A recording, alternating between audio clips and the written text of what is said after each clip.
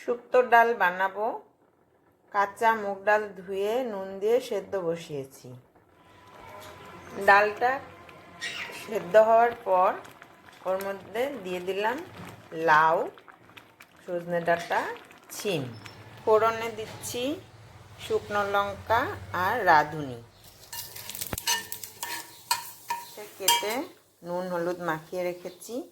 এখন উচ্ছেটা ছেড়ে দেব তেলের মধ্যে।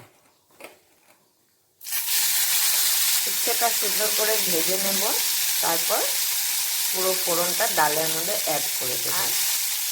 ডালে একটু কাঁচা লঙ্কা আর হলুদ দিয়েছি। উচ্ছেগুলো ভালো করে ভাজা হয়ে গেছে, তার মধ্যে আমি একটু তেজপাতাও দিয়ে দিয়েছি। এখন আমি এগুলো ডালের মধ্যে দিয়ে দেব।